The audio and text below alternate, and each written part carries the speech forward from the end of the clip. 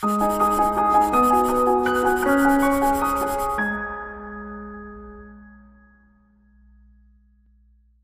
वालेकुम, मैं हूं आपका होस्ट सलीम और आप देख रहे हैं बर्ड गैलेक्सी ऑफिशियल। आज मैं मौजूद हूं जनाब पाकिस्तान के लव बर्ड जेनेटिक गुरु के साथ और इस टाइम मैं इनसे स्पेशली मिलने आया हूं पेशावर से। एंड आइए आपकी मुलाकात कराते हैं इनसे और जानते हैं कुछ लव बर्ड जेनेटिक के बारे में। तो सबसे पहले तो इनका छोटा सा इंटरव्यू देते हैं, उसके बाद आगे चलते हैं। अस्सलाम वालेकुम सर, कैसे हैं आप? जी वालेकुम बिल्कुल ठीक ठाक। अच्छा सर, सबसे पहले तो अपना छोटा सा इंटरव्यू दें हमारे व्यूअर्स को कि आपने कैसे स्टार्ट किया और क्या आपकी जो वजूहत थी जो आपको इतना इंटरेस्ट पैदा हुआ लव बर्ड के अंदर। अच्छा सबसे पहले मैं बताऊं कि यहाँ पर हम लोग पहले बजीगर्स ब्रीड करवाते थे। तो एक दफ़ा एक सेटअप विज़िट किया, वहाँ पर बर्ड देखे तो दिल में एक शौक़ पैदा हुआ। उसमें फिर थोड़ी रिसर्च की तो उसके अंदर डिफरेंट म्यूटेशंस को देखा। तो फिर मैंने उस टाइम से ना, ये कह लें 2014-15 की बात कह लें, उस पर रिसर्च करना शुरू कर दिया उस पर कि ये कैसे होते हैं, आगे जेनेटिक बिहेवियर इनका कैसे होता है, जेनेटिक मेकओवर कैसे होता है इनका, ये कैसे चलते हैं आगे। तो फिर फर्स्ट टाइम कुछ ऐसी म्यूटेशंस थी लाइक ब्लू अपलाइन और कुछ डेल्यूट्स जो हमने उस वक़्त मैंने फिर इंपोर्ट किए थे यूरोप से। तो उस वक्त से लेकर अब तक मैं उनको ब्रीड करवा रहा हूँ और मेरी एक हॉबी कह लें आपके, मैं बर्ड्स को ना रिसर्च करता हूँ कि एक बर्ड है उसके अंदर अगर एक डिवीज़न आ रही है लाइक ग्रीन से क्यों आ रही है, क्या वजह हो सकती है। क्योंकि बर्ड के अंदर कोई भी जो चेंज आती है ना उसकी कोई ना कोई रीज़न होती है। तो उस रीज़न के पीछे मैं जाता था शुरू में, मतलब मैं यूरोपियन जजेस से बात करता था, उनसे पूछता था, समझता था। तो मैं बजाय इस चीज़ के म्यूटेशंस के पीछे भागता, जैसे लोग कि आज ये लेटेस्ट म्यूटेशन चल रही है तो ये लगा लो वो लगा लो, मैं इस टाइप की मेहनत नहीं करता, अब भी नहीं करता। मेरी जो चीज़ें होती हैं, एक तो एक कह लें कि एक स्टैंडर्ड्स क्या होते हैं बर्ड्स के, लाइक बहुत से लोग हैं जिन्होंने हाइब्रिड बर्ड ब्रीड करना शुरू कर दिए, मैं उसके बहुत सख्त खिलाफ हूँ। तो प्योरिटी कैसे रहे, क्वालिटी कैसे इम्प्रूव हो बर्ड्स की, या ये है कि कोई नई म्यूटेशन आई है तो वो कैसे चल रही है, उसका मोड ऑफ इनहेरिटेंस क्या है, उसका फिनोटाइप क्या है, उसके अंदर अगर रिडक्शन आ रही है तो कितनी % आ रही है। तो ये चीज़ें ना मैं इसको पढ़ता था, एक्सप्लोर करता था और मैं इसको एंजॉय करता था। तो मैं आज भी इन चीज़ों को कर रहा हूँ और ये है कि काफ़ी 7-8-10 साल हो गए हैं कि मैं बर्ड ब्रीड करवा रहा हूँ, आगे उसको एज अ हॉबी ज़्यादा मैं लेके चल रहा हूँ इसको। अच्छा अंजला भाई, एक चीज़ ये थोड़ा सा क्लियर करें कि न्यू फैंसियर जब आता है इस हॉबी में तो उसको एक बड़ा ब्रीडर प्रमोट कैसे करेगा? सबसे पहले मैं आपको बताऊँ, मज़े की बात है कि कुछ मेरे दोस्त हैं जो मेरे पास तकरीबन हर वीक पे बैठते हैं। मैंने नए ब्रीडर को आज तक बर्ड ही नहीं बेचा। एक बंदा मेरे पास आ जाए कि ये 50 लाख ले ले, मुझे बर्ड लगवा दे, मैं कभी नहीं लगवा के दूंगा उसको। या वो ये कह ले कि जी मुझे हॉट आइटम बता दें, मैं उस पर इन्वेस्ट कर लूँ, मैं इसके सख्त खिलाफ हूँ। न्यू फैंसियर को चाहिए कि वो सबसे पहले एक बर्ड है, वो बर्ड होता क्या है, उसकी कीपिंग कैसे होती है, उसका एनवायरनमेंट कैसे होता है, उसमें इश्यूज़ क्या आते हैं, उनको रिजॉल्व कैसे करते हैं, ये चीज़ें सीखे शुरू में थोड़े कम और कह ले कि बेसिक बर्ड लेके उसको शुरू करे और मतलब स्लोली एंड ग्रेजुअली जो है ना वो बर्ड को सीख कर जितना ऊपर चला जाएगा ना फिर उसको नुकसान नहीं होगा। लेकिन हमारे यहाँ ऐसा होता नहीं है। हमारे यहाँ कहते हैं कि नया बंदा है, यही तो है असल जिसको हमने चूरी फेरनी है, तो वो नुकसान था। लेकिन एक बात याद रखिएगा कि न्यू फैंसियर भी होता है, 1 साल के बाद पूरा ट्रेंड हो जाता है। तो आप जब भी उससे बिहेव करेंगे, अच्छा करेंगे तो आपको हमेशा अच्छे नाम से याद करेगा। अगर आप उससे कोई बुरा बिहेव करेंगे तो याद रखें वो फिर आप के पास कभी नहीं जाएगा दोबारा और अच्छे अल्फाज में याद भी नहीं करेगा। तो इसलिए न्यू फैंसियर को पहले बेसिक इन्फॉर्मेशन होनी चाहिए बर्ड की। एक बर्ड की क्वालिटी क्या है ताकि दूसरे को चूना ना लगा सके। एक बर्ड का स्टांस कैसे होना चाहिए, एक बर्ड की कलरेशन कैसे होनी चाहिए, उसकी फीट कैसे होनी चाहिए, उसकी बीक कैसे होनी चाहिए, उसकी आइज़ कैसे होनी चाहिए, उसकी मतलब हेड कैसे होना चाहिए। तो ये सारी चीज़ें अगर वो नहीं सीखता, ये इजी हैं, नहीं सीखता और फिर कोई कह लें कि कोई रंगबाज उसको अपने शीशे में उतार के उसके पैसे बर्बाद करवा दे तो फिर गिला नहीं बनता। इसलिए मैं हमेशा मेरी अवेयरनेस का एक जो मेन पॉइंट होता है वही होता है कि हम लोग कहते हैं ना कि न्यू फेंसियर की सपोर्ट, असल में 95+ % लोग न्यू फेंसियर को सपोर्ट नहीं कर रहे, तो ये बिल्कुल झूठ है। वो बेसिकली अपने मफादात को सपोर्ट कर रहे होते हैं कि वो उसको फंसाना आसान है, उसको वो मर्जी भेज दो, जैसे मर्जी भेज दो। तो इसलिए न्यू फेंसियर को चाहिए कि खुद इन चीज़ों से बजाय दुनिया में आपने कोई काम करना हो आप उसको रिसर्च करते हैं, बिल्कुल ऐसे तो रिसर्च के बाद आना चाहिए। अगर रिसर्च के बगैर आए तो डेफिनेटली 100% नुकसान होगा और फिर वो किसको ब्लेम भी नहीं कर सकते। अच्छा अंजला भाई, मैंने देखा कि पाकिस्तान में अब तक पैलेट बर्ड पे कोई भी काम नहीं कर रहा, कोई ख़ास रिसर्च के तौर पे या उसकी म्यूटेशन को डिक्लेयर करने और कराने के लिए। तो इस पर सिर्फ आप काम कर रहे हैं, आप रिसर्च कर रहे हैं, तो इसके मतलब बताएं कि असल में पैलेट म्यूटेशन है क्या चीज़? देखिए, पैलेट जो डिफरेंट स्पीशीज़ के अंदर ना ऑलरेडी एग्जिस्ट कर रही है। अगर आप हमारे अगापोर्निस या लवबर्ड को इसकी बात करें तो रोजिकोली के अंदर ये पहले से ही रजिस्टर्ड है। तो म्यूटेशन होती क्या है बेसिकली? म्यूटेशन में 3-4 चीज़ें बड़ी आम होती है। एक के जो बेसिक आपका बर्ड ग्रीन होता है उससे कलर या उसकी मार्किंग में डिविएशन हो, उससे हट के हो, ये पहला स्टेप होता है। दूसरा स्टेप ये होता है कि उसका आइडेंटिकल फिनोटाइप हो। ये नहीं कि किसी में बच्चे में कैसा आ रहा है, किसी में कैसा आ रहा है। तो ज़रूरी है कि म्यूटेशन कह लें रजिस्टर होने के लिए कि उसका फिनोटाइप आइडेंटिकल होना चाहिए and should not be mixture of multiple जो म्यूटेशंस हैं। तो कुछ फिनोटाइप ऐसे बन जाते हैं, 2 म्यूटेशन मिक्स की तो एक आध बच्चा फिनोटाइप बन गया, लेकिन इसका एक खुद अपना आइडेंटिकल फिनोटाइप होना चाहिए।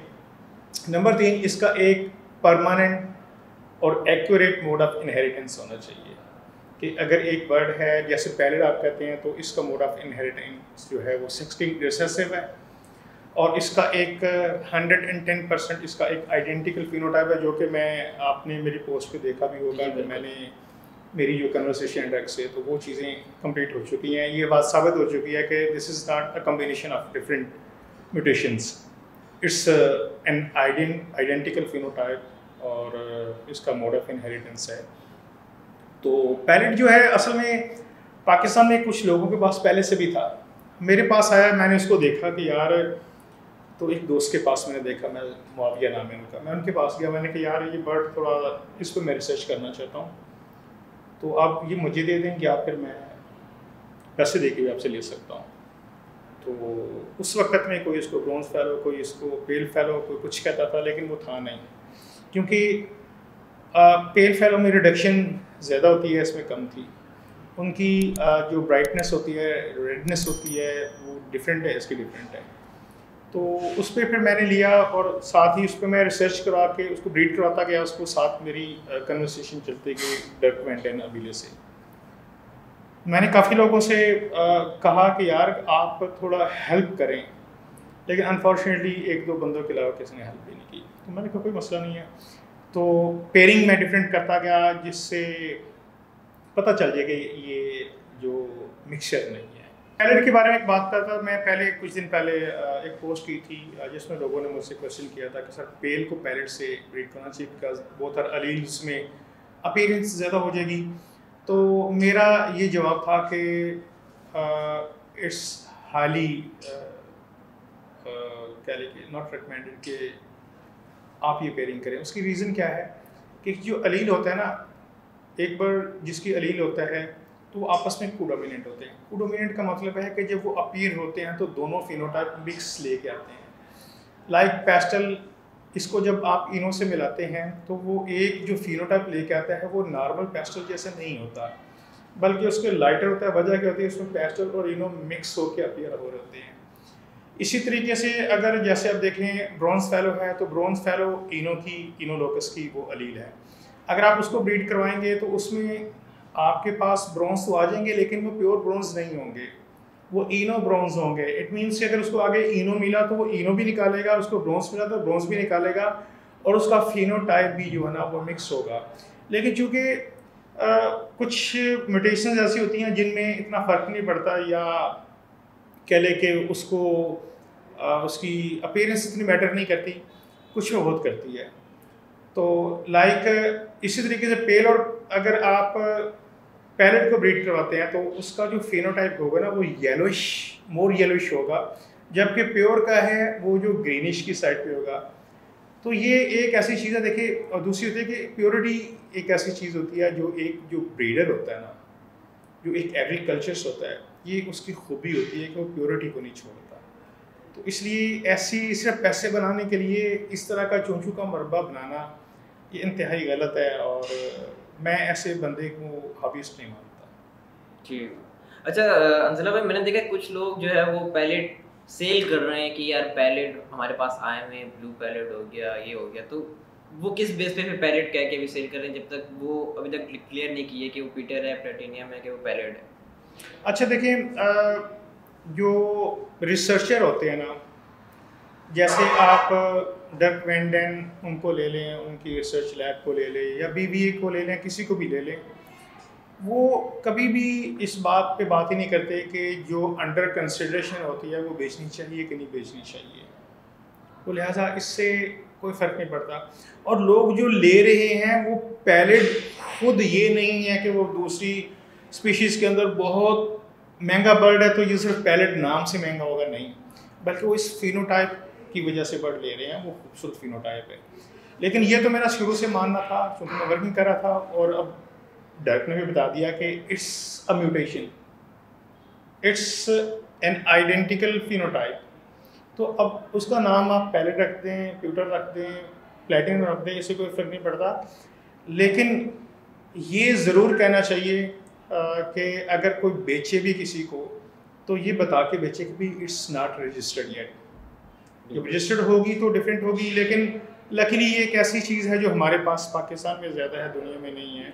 तो इस वजह से जो चीज़ रेयर होती है उस पर लोग, आपको पता है कि ज़्यादा हाई चार्ज कर रहे होते हैं, डिमांड में ज़्यादा होती है। तो दैट इज़ द रीज़न।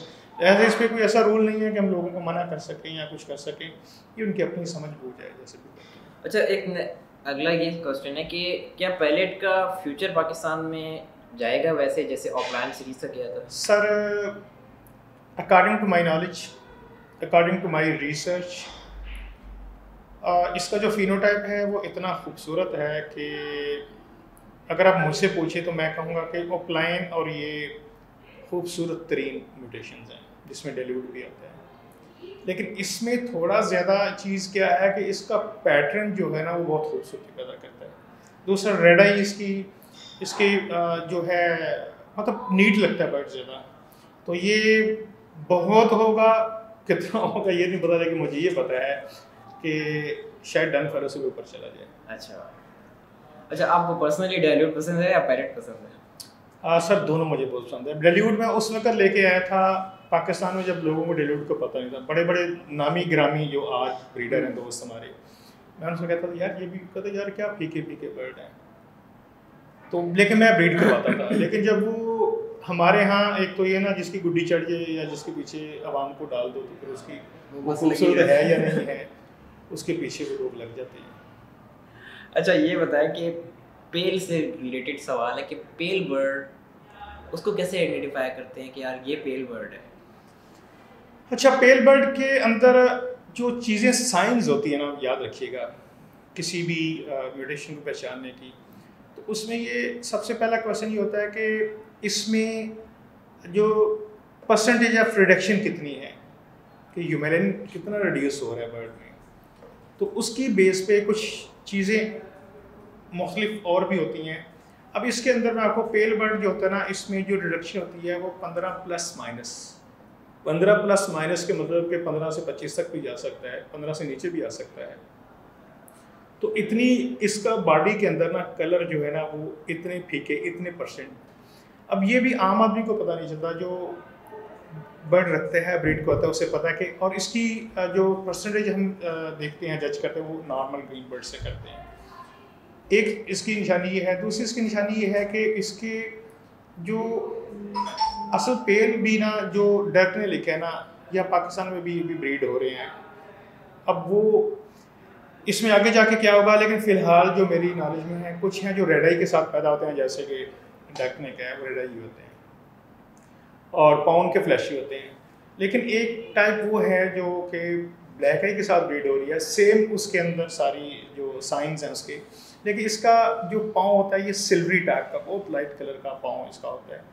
और इसकी जो कह रहे हैं कि प्राइमरी जो फ्लाइट्स होती हैं ना, ये आप यूँ समझ लें पेल के अंदर के एक ब्लैक कलर के अंदर आप 15% कोई येलो कलर ऐड कर दें तो जैसा वो एक स्मोकी ग्रे या डार्क ग्रे टाइप का लाइट से जो बनता है, वो इसकी कह लें कि साइन है पेल के।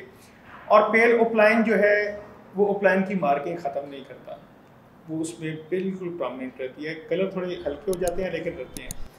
यहाँ पर कुछ लोग दो टाइप के बर्ड के साथ खेल के लोगों को पेल के अंदर कंफ्यूज कर रहे हैं। उसमें एक है पाइड बर्ड है, स्पेशली क्लियर पाइड, उसका फिनोटाइप इससे बड़ा मिक्स होता है, मिलता है। दूसरा कुछ पेस्टल के कम्बिनेशन इससे बहुत मिलते हैं कि जो ये, लेकिन उसमें हम फिर देखते हैं पेस्टल होता है ना, वो उसकी फ्लाइट्स को लाइट कलर मज़ीद वाइटिश कर देता है। तो ये साइन होते हैं जिनसे हमें अंदाज़ा हो रहा होता है। लाइक जज पेल ओपलाइन है, उसकी मार्किंग फिश स्केल मार्किंग ख़त्म हो गई है, इट मीन्स के दिस इज़ नॉट पेल। या पेस्टल हो सकता है या एज भी ये चीज़ कर सकता है, या जो क्लियर पाइड बर्ड है वो ये चीज़ें, ये साइन इतने करीब पैदा कर सकता है कि आम आदमी को शायद कन्फ्यूजन हो जाए, पता ना चले। अच्छा अंजिला भाई, एक क्वेश्चन है कि ऑफलाइन की सेल जो है वो ग्रीन सीरीज़ में देखा जाए तो पिछले साल के मुताबिक इस साल बहुत कम हुई है, जैसे प्राइस डिफरेंस बिल्कुल। तो उसकी क्या वजूहत हो सकती हैं? लोगों का एडिशन ज़्यादा हो गया है या लोगों ने जो बर्ड लगाया है वो बेचने के काबिल नहीं है? सर इसमें मैं आपको 2-3 रीज़न हो सकती हैं। नंबर एक, ओपलाइन या कोई बर्ड भी जब किसी सोसाइटी में बहुत ज़्यादा हो जाए तो एक नेचुरल सा एक रूल है डिमांड एंड सप्लाई का। अगर डिमांड ज़्यादा हो, सप्लाई कम हो तो महंगा हो जाता है। अगर सप्लाई ज़्यादा हो, डिमांड कम हो तो सस्ता हो जाता है। अनफॉर्चुनेटली यहाँ लोगों ने अननेचुरल प्राइसेस लिए हैं, लेकिन अब मैं ये नहीं कहता कि वो कम हो रहा है। कुछ ये होता है कि हमारे यहाँ कुछ लोग ट्रेंड चलाते हैं, कुछ यूट्यूबर्स होते हैं वो ट्रेंड चलाते हैं कि यार इस तरह ना आप क्रीम इनो लगा लो, इनो लगा लो। तो ज़ाहिर है एक बंदे की कैपेसिटी होती है बर्ड ख़रीदने की, तो उसने या इधर इन्वेस्ट करना है या इधर इन्वेस्ट करना है। अब उसे ये पता चल जाए कि मुझे जो इस हॉबी में जो पुराने लोग हैं वो कहते हैं यार ये कमर्शियल बर्ड है, इसमें नुकसान नहीं होगा, तो लोग बहुत ज़्यादा इस साल शिफ्ट हुए उस तरफ, जिसकी वजह से इसकी डिमांड में थोड़ी कमी आई। दूसरी इसकी रीज़न ये है कि ओपलाइन इतना बल्क इंपोर्टर्स ने, ब्रोकर्स ने बाहर से इंपोर्ट किया और लो क्वालिटी का और गंदा तरीन बर्ड, उसमें कुछ अच्छे भी थे नो डाउट, लेकिन ज़्यादातर बर्ड अंडर साइज, गंदा, बैड मार्किंग और पता नहीं किस किस चीज़ का स्प्लिट है। एक तो वो बर्ड जब लोगों के पास गए हैं तो उसके अंदर बीमारियाँ आई, बड़े शेड उड़े लोगों के। दूसरा, ओपलाइन के अंदर चूँकि लोगों को पता ही नहीं है कि ओपलाइन होता क्या है, उन्होंने ना तो उसकी फिश स्केल मार्किंग देखी है, ना उसका साइज़ देखे, ना स्टांस देखे, ना उस और चीज़ देखी है। लोगों ने सस्ता होने की वजह से ख़रीद के लगा दिया और अब ज़ाहिर है उस टाइप की चीज़ से जो प्रोडक्शन आएगी उसी टाइप की आएगी। तो असल मसला जो आया है वो उन लोगों को ज़्यादा आया है जिनके पास आज भी अच्छे ओपलाइन हैं, उनको कोई इशू नहीं है। और ये मैं आप सारे व्यूवर्स से कह दूँ, ओपलाइन सबसे खूबसूरत तरीन म्यूटेशन है। ओपलाइन कोई चाहे भी तो इसको गिरा नहीं सकता, क्योंकि ओपलाइन हर एक म्यूटेशन की ज़रूरत है। ओपलाइन के बगैर कोई म्यूटेशन जो है कंप्लीट नहीं होती। हाँ, जो म्यूटेशन भी हैं जो टॉप क्वालिटी भी होंगी वो डिमांड में रहेंगी, वो सही रहेंगी। जब आप क्वालिटी से नीचे आके सिर्फ पैसों के लिए बीट करवाएंगे तो वो कोई म्यूटेशन भी गिर सकती है। ठीक। अच्छा अंजिला भाई, आपसे लास्ट क्वेश्चन है कि कोई जो बर्ड नया बंदा ख़रीदने जा रहा होता है तो विजुअली क्या उसके अंदर देखे कि यार बीमार ना हो, तो तो उसके अंदर कोई ऐसी चीज़ आइडेंटिफाई करें कि यार ये चीज़ें देख के आप बर्ड परचेज कर सकते हैं। अच्छा जी, सबसे बड़ा रूल ये है कि नए बंदे को कभी ब्रोकर से बर्ड नहीं लेना चाहिए। मैं इसका मतलब ये नहीं है कि ब्रोकर बुरे होते हैं। ब्रोकर जितना भी अच्छा फरिश्ता हो, ब्रोकर को पता ही नहीं उस बर्ड में है क्या चीज़। उसने कोई इस छत से लिया, कोई उस छत से लिया, कोई उस छत से लिया, चूंकि को मुरब्बा बना के दे दिया, आप उसको पता ही नहीं है बर्ड है क्या चीज़। तो बर्ड हमेशा ना ब्रोकर से लेना चाहिए, ना ब्रोकर नमा ब्रीडर से लेना चाहिए। बर्ड उस ब्रीडर से लेना चाहिए जो पेडिग्री मेंटेन कर रहा होता है, जो सालों से मेहनत कर रहा होता है और लोकल उसने बर्ड ब्रीड करवाया होता है, तो उसको पता होता है कि ये क्या है। अब बहुत से लोग ऐसे हैं जो ब्रोकरनुमा ब्रीडर से बर्ड लेते हैं। ब्रोकरनुमा ब्रीडर क्या, कौन से बर्ड होते हैं, कौन से लोग होते हैं ब्रोकरनुमा ब्रीडर? ब्रोकरनुमा ब्रीडर में उन लोगों को कहता हूं कि जानबूझ के 2 नंबरी कर रहे होते हैं, कि साइज बढ़ाने के लिए पेस्टल डाल रहे होते हैं बीच में। उनको पता है उस पेस्टल अंदर आके बता के नहीं देंगे कि उनका मकसद सिर्फ पैसा होता है। उनका मकसद ना बर्ड के साथ उसको क्या नुकसान होगा। हालांकि बर्ड को साइज इंक्रीज करने के लिए आप ग्रीन वाइल्ड टाइप भी यूज़ कर सकते हैं, अच्छी साइज का कोई बर्ड भी यूज़ कर सकते हैं। तो नए बंदे को ना ब्रोकर से बर्ड लेना चाहिए, ना ब्रोकर ब्रीडर से बर्ड लेना चाहिए। नए बंदे को ना सबसे पहले सीखना चाहिए। एक बर्ड है वो बैठना, ये सीधा स्टांस, ये बर्ड जो है ना होना चाहिए उसकी साइज बेहंगम नहीं होना चाहिए, बड़ा होना चाहिए, ऊपर से चौड़ा, छाती चौड़ी, गुलाई में हो, चौड़ी गर्दन हो, सर कुशादा हो और बैठे पीछे बिल्कुल बैठे स्टिक पे तो पाँव उसके पूरी बाड़ी पे आए हों, टिप तक आगे यू बन रहा हो, सीधा बैठा हुआ हो, शॉर्ट लेग वाला बर्ड हो। तो ये चीज़ें जो है उसका मास्क जो है प्रॉपर हो। अगर फिशी मार्किंग में है तो आंखों से आगे ना जाए, पीछे रहे। तो ये चीज़ें ऐसी हैं कि बंदे को सीख सकता है। या बर्ड लेने से पहले 2-4 बंदों के पास जाए, बर्ड देखे यार बर्ड क्या होता है, उन बर्ड्स को देखे, क्वालिटी देखे। और दूसरा, जब जिस बर्ड खरीदने जाता है उसे कहो कि मुझे ना पाइड चाहिए, ना पेस्टल चाहिए, ना स्प्लिट पेस्टल चाहिए। अगर ये बर्ड हुआ तो ये बर्ड आपको वापस आएगा, मैं अपने पैसे भी आपसे लूँगा और ये चीज़ भी करूँगा। बर्ड जो है ना बीमार नहीं होना चाहिए, बेहंगम उसके पर नहीं गिरे होने चाहिए और ये पीछे हम्प नहीं बननी चाहिए। अक्सर ऐसे होता है बर्ड का साइज बड़ा होता है, हेड छोटा होता है। सर वो बर्ड भी ठीक नहीं है। मतलब आप वो बर्ड ले सकते हैं अगर आपको उसकी वर्किंग आगे आती है। बहुत सारे बर्ड होते हैं जिनके अंदर बहुत सारी अच्छी क्वालिटीज़ होती हैं, 1-2 नहीं होती।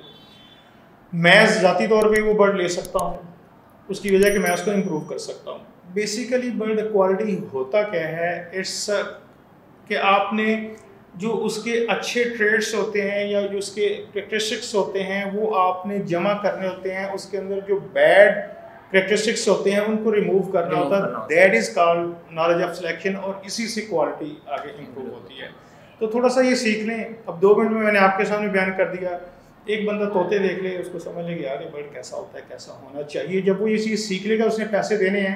पेडिग्री बर्ड का नुकसान ज़्यादा ये हो सकता है कि शायद आम बर्ड से वो 5-10 लोकल भी है और वो बिल्कुल आपका क्लाइमेटाइज बर्ड है।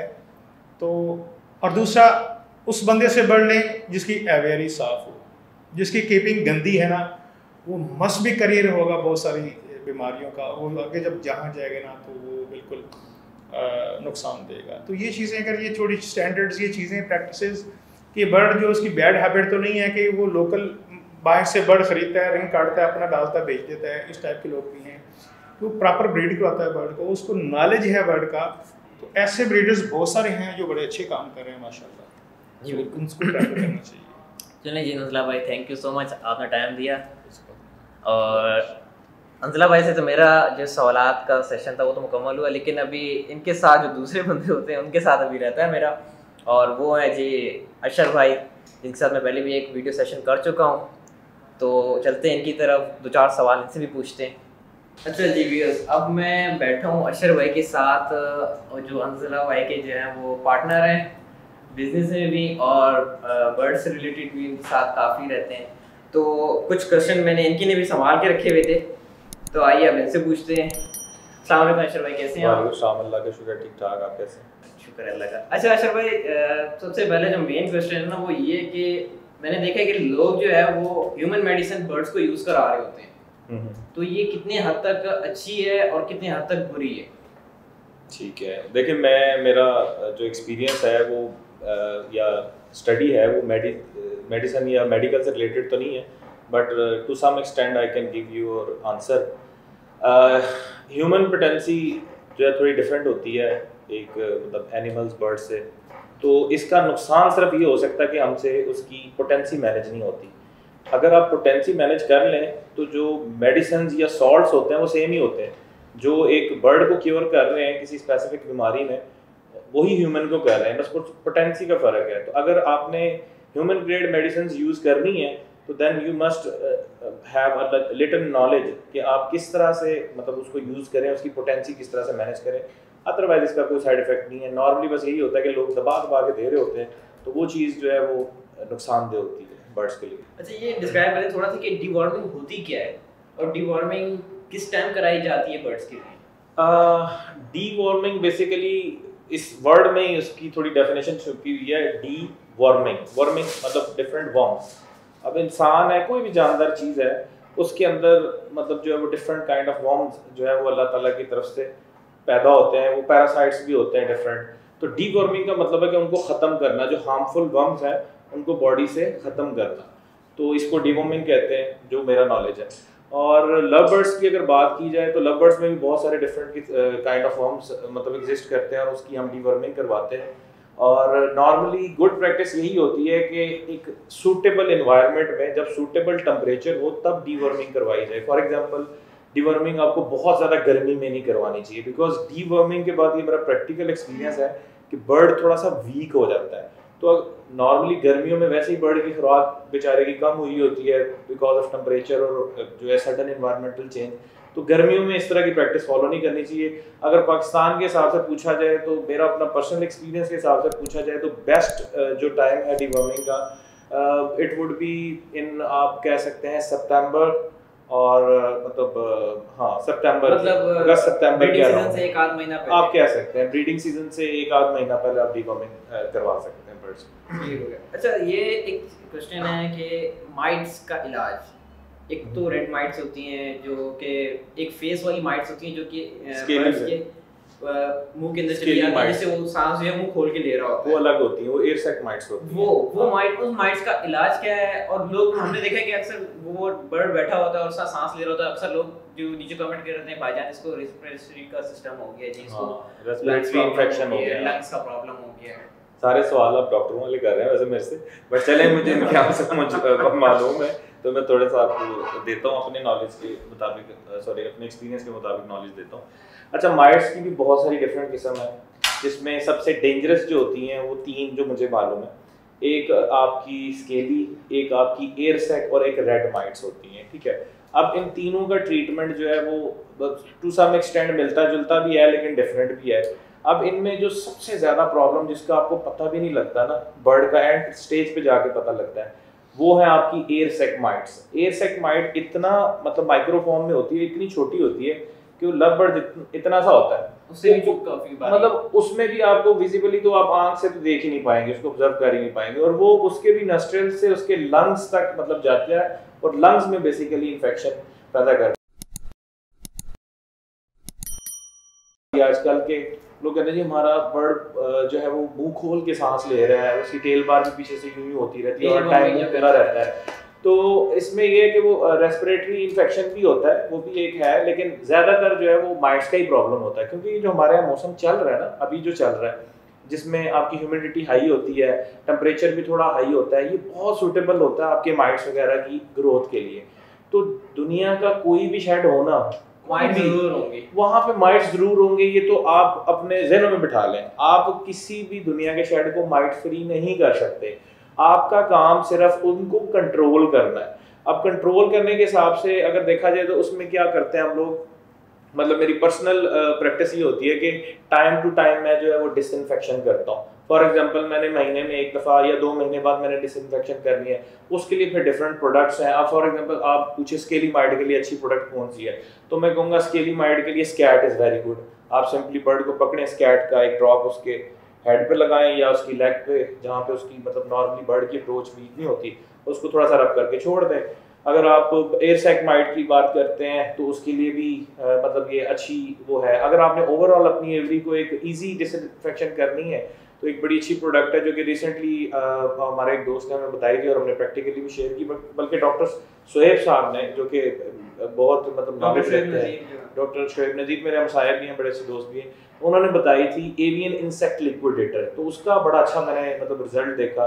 तो उसमें क्या है कि फिर हम मतलब वो कह रहे हैं कि मौके का फ़ायदा उठाते हुए सिर्फ आप कह लें कि माइट्स की डिसइंफेक्शन नहीं करते, साथ हम जर्म्स के हवाले से भी कर लेते हैं। मतलब फॉर एग्जांपल अब एवियन इंसेक्ट लिक्विडेटर 1 लीटर में आप यूज़ करते हैं आई गेस 50 ml के around, I guess if I am not wrong, I could be wrong, पता नहीं जो मुझे याद है मेरे ख्याल 25 to 50 ml की, मेरे ख्याल से 50 ml करते हैं शायद। एनी हाउ वो लोग आप देख सकते हैं उसके ऊपर प्रिस्क्रिप्शन में लिखा होता है।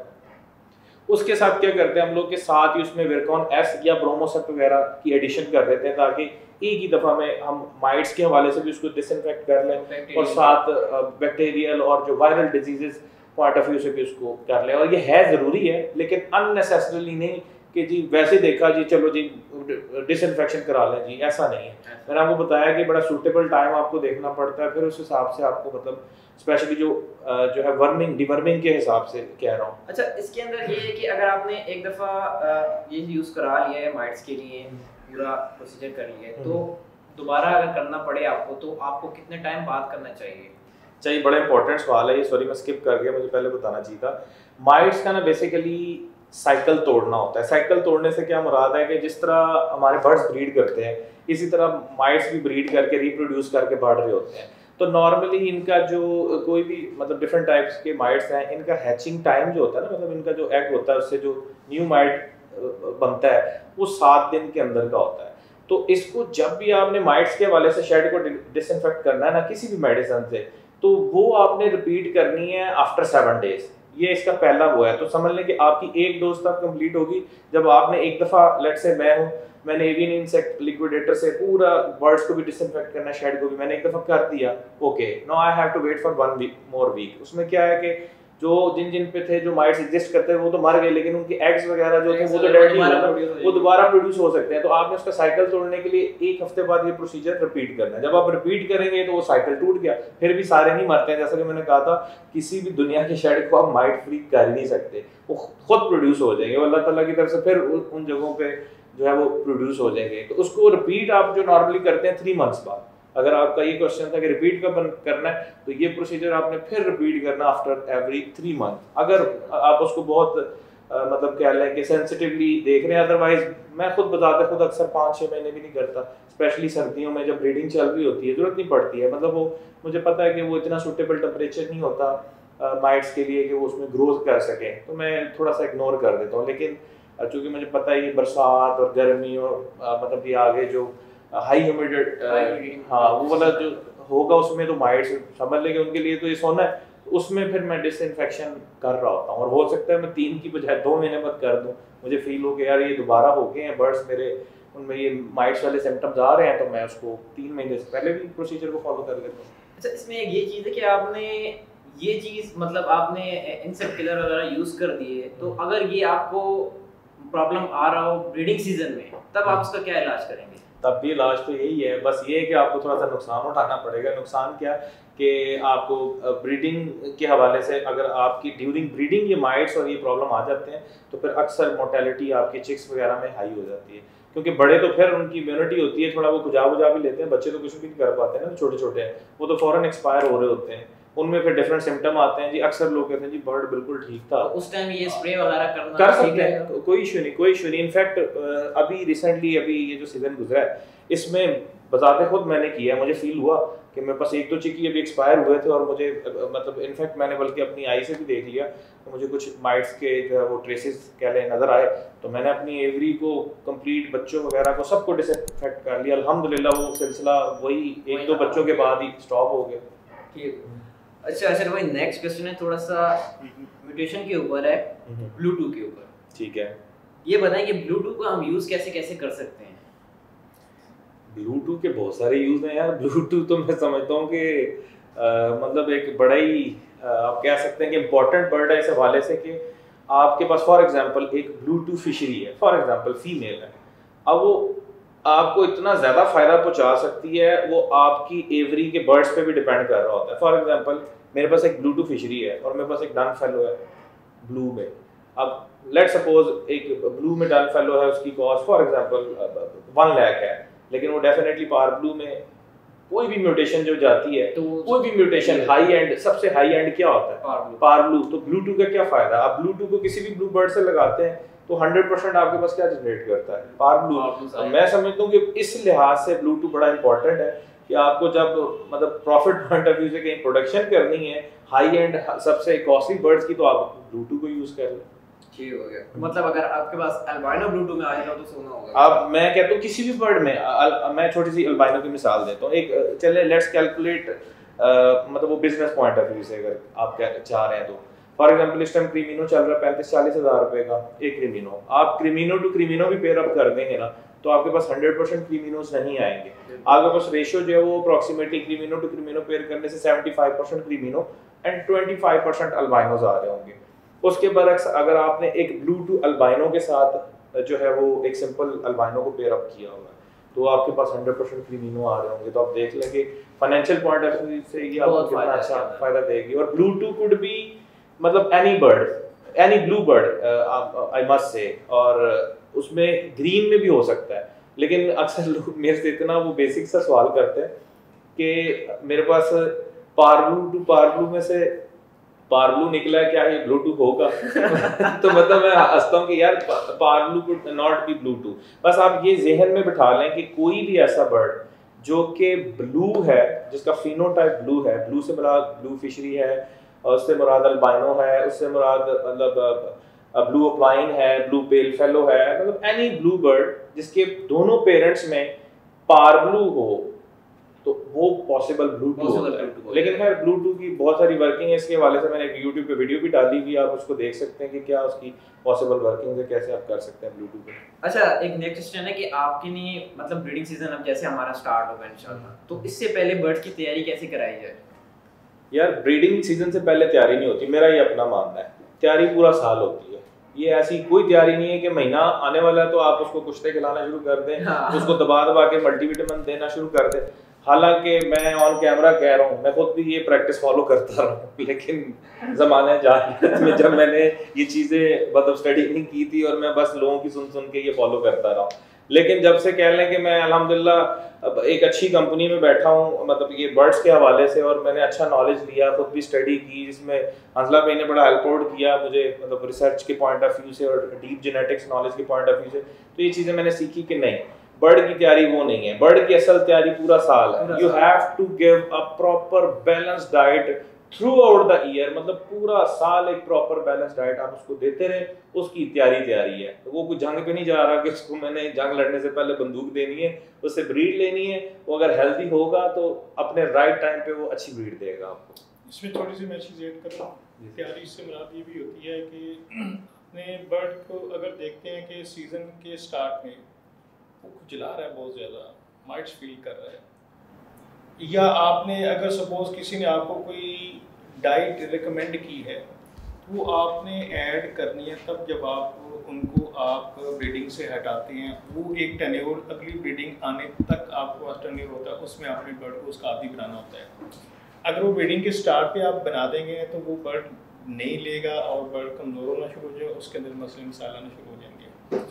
तो उसका डीवर्मिंग अगर आपने करनी है ना तो आपने ब्रीडिंग सीजन से पहले करनी है। डीवर्मिंग के हवाले से, माइट्स के हवाले से अगर किसी ने नई तैयारी की तो वो ब्रीडिंग से पहले तैयारी कर लें। बाकी खाने के एतबार से ये होता है कि आप सनफ्लावर जो है ना वो मतलब जितना कम कर सकते हैं ना वो कर सकते हैं। आप अंडे जो आप दे रहे होते हैं इन समर कर सकते हैं, इन समर मतलब ब्रीडिंग से पहले। और जो बारिशों का मौसम आता है उसमें ऐसी सब्जियां जो पानी छोड़ती हैं उनसे अवॉइड कर सकते हैं आप।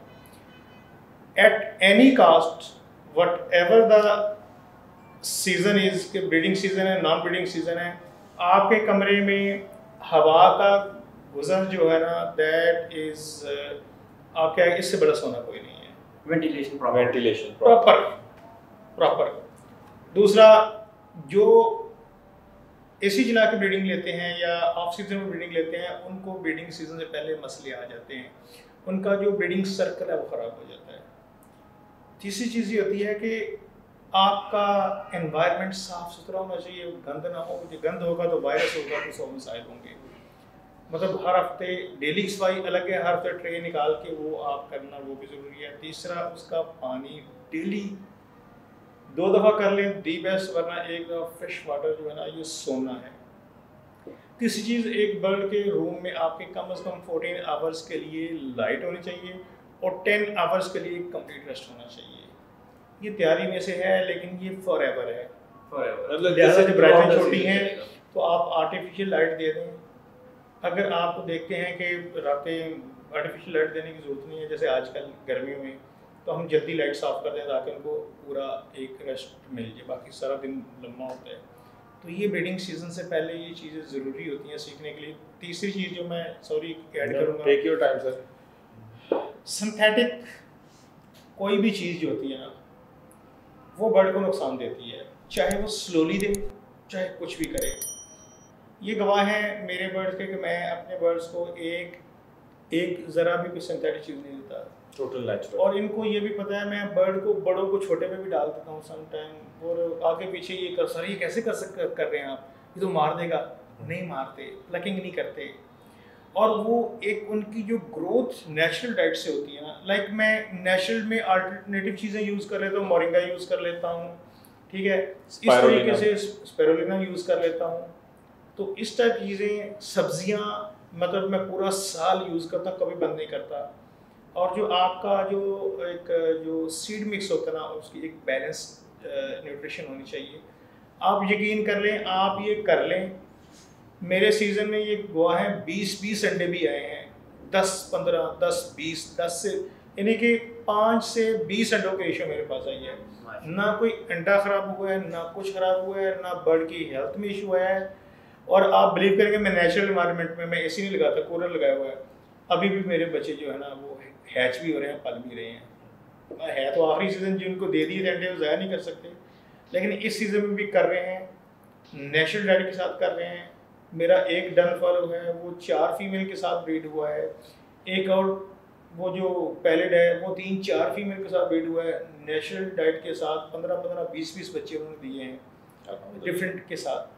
तो सर याद रखिएगा कि ये चीज़ एक तो नुकसान से बचाती है, बर्ड का जो अंदर ख़राब नहीं करती, वरना ये सडन डेथ वगैरह या बच्चों की प्लकिंग करना, बच्चों को मार देना, हाइपर हो जाना, खून कर देना, ये सारी वो जो आपकी पोटेंसी चूँकि आपसे कंट्रोल नहीं होती ना, जो आप वो दे रहे होते हैं सप्लीमेंट्स, जो आप सिंथेटिक विटामिन या सिंथेटिक जो फार्मूलाज ब्रीडिंग फार्मूला दे होते हैं, वो आपसे पोटेंसी सेट नहीं होती।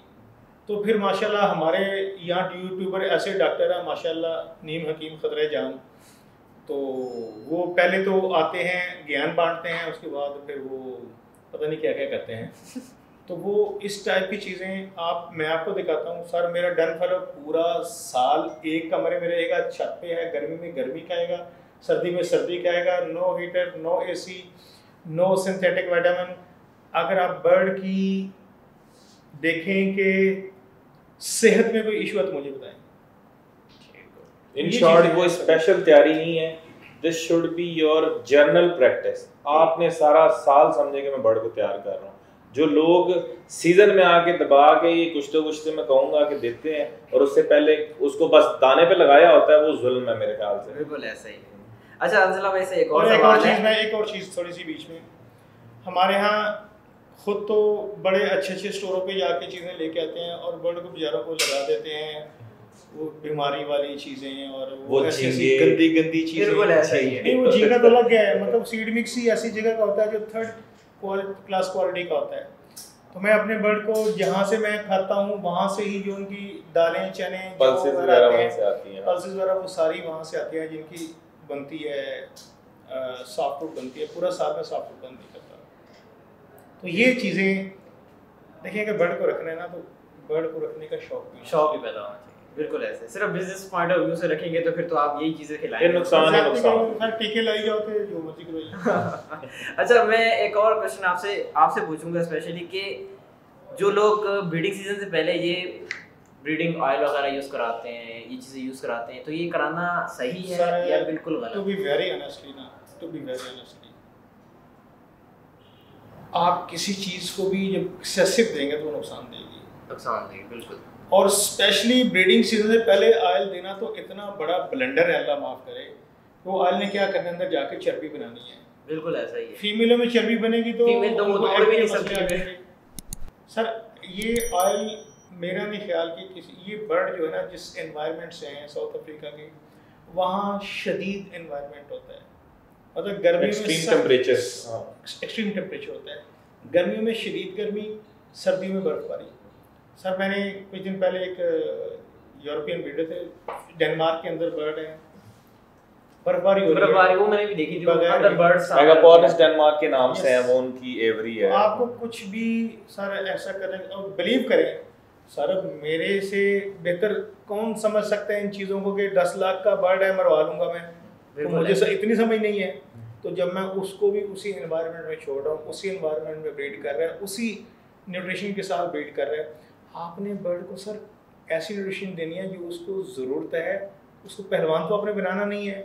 अगर आप एक्सेसिव देंगे तो भी उसका जो है लिवर डैमेज होगा, या लिवर पे चीजें सारी ये सडन डेथ होती है ना, सडन डेथ वो लिवर के वो इसकी वजह से होती है कि आप लिवर का जो फंक्शन ठीक नहीं कर रहा होता वो। ठीक, इसलिए इस टाइप की चीज़ें, झींगे, मतलब ये तो एक ऐसी वाहियात कह रहे हैं कि कुछ चीज़ें चलाते हैं लोग। ये फिंचेस के लिए ठीक है जहाँ तक मेरा नॉलेज है, मतलब वो इंसेक्ट ईटर्स हैं सर, वो क्या कहते हैं, फिंच फैमिली बर्ड है, लेकिन लवबर्ड इज नॉट, नहीं लवबर्ड इज नॉट।